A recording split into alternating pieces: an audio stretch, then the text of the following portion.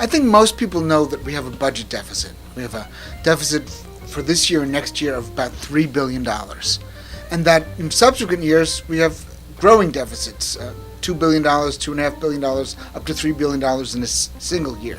So we need revenues to close the deficit to avoid cuts to education and human services.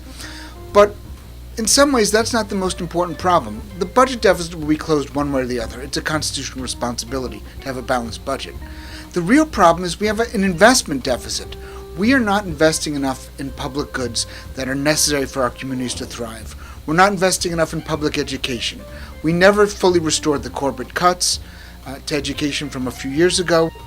We have the most unequal funding of schools of any state in the entire country. Schools that are well-funded get 33% more than schools that are poorly funded. And we know that where our schools are well-funded, they do a really good job. Where they're poorly funded, they're not doing such a good job. We have problems in higher education. We're fourth from the bottom in spending on higher education in this state. We're about 35 out of 50 states in terms of the percentage of adults who have bachelor's degrees. We're not providing opportunity for our kids to get higher education. We're not generating the economic growth that having more people with a college education gives the state. We're not providing enough in the way for human services. There are long waiting lists for intellectual disability services, mental health services.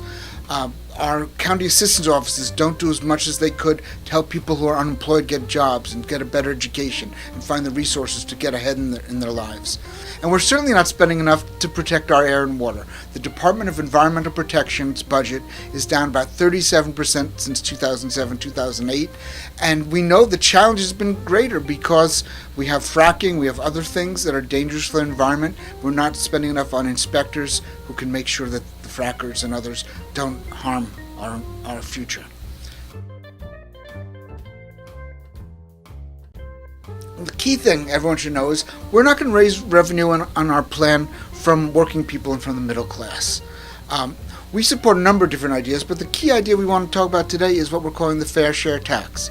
Now, we have an upside-down tax system in Pennsylvania. We tax people in the bottom 20% of incomes at a rate of 12% of their total income. In the middle, we take about 10.3% of people's incomes. But at the top 1%, we're only taxing people at a rate of about 4.3% of their income. Now, that's totally upside down. The reason it's upside down is that we have a constitutional requirement called the Uniformity Clause that says you can't have graduated tax rates. So we can't tax people with higher incomes at a higher rate with our personal income tax than we tax people at lower incomes. Now, most states have tax systems that are fairly equal. Some are a little progressive, some are a little regressive in taking more from poorer people than richer people. But we are in the bottom 10 states in terms of having the most upside-down, backwards tax system in the country. At the same time, incomes we know have been rising for the top 1%, but incomes from the bottom 99% have been pretty stagnant. In the last 10 years, incomes at the bottom have gone up about 12%. Incomes at the top have gone up about 125%. So the one thing we do not want to do is we don't want to tax people in the middle and lower incomes more than they're being taxed now. So what our plan does is change the personal income tax. We want to divide that personal income tax into two separate taxes.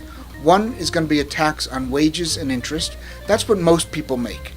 The other is going to be a tax on what we call income from wealth. It includes capital gains, dividends, business profits, royalties, gambling winnings, and estates. Now, those kinds of income go mostly to people who have a lot of money or very high incomes. And what we figured out is that if we raise the tax rate on what we call income from wealth and lower the tax rate on wages and interest, we take some steps towards fixing our upside-down tax system, and we bring in a lot more money, and we bring in that money mostly from people at the top. Let me give you some specifics. So we're going to decrease taxes on wages and interest from 3.07% to 2.8%. We're going to increase taxes on income from wealth from the current 3.07% up to 6.5%. That will bring in $2 billion a year. Of that $2 billion, 50% comes from the top 1% of taxpayers.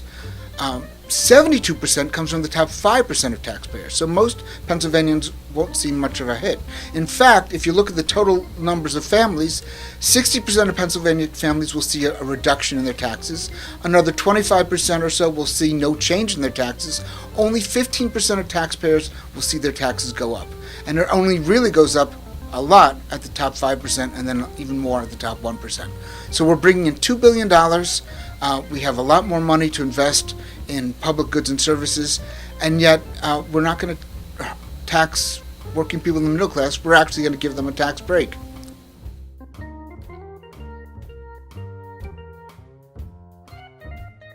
Well, one thing we're going to point out is even at this new tax rate, the effective tax rate on the people in the top 1% in Pennsylvania will only be about 3.6%.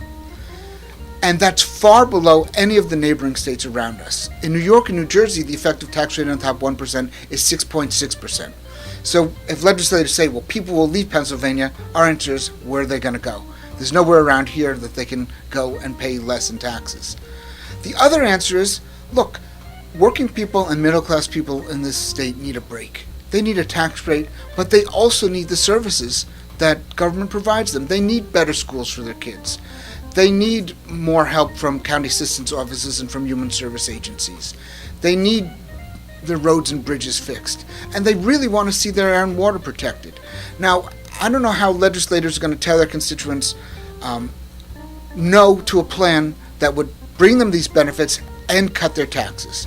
Because if you look from one legislative district to another, and we have the numbers, in almost every legislative district in the state, the vast majority of families will see a tax cut and will see better services from this plan. I just want to say that this is a compliment to the governor's plans. Governor's called for savings of about $2 billion by making government more efficient. We think that's great. He's called for $1 billion in revenues from corporate tax reform and from a severance tax. We think those are great ideas too. But we think we got to go beyond what the governor's called for. We've got to address the investment deficit in this state, and we got to do it by raising money from people whose incomes have been going up and can afford to pay their fair share to help Pennsylvania be a better place to live.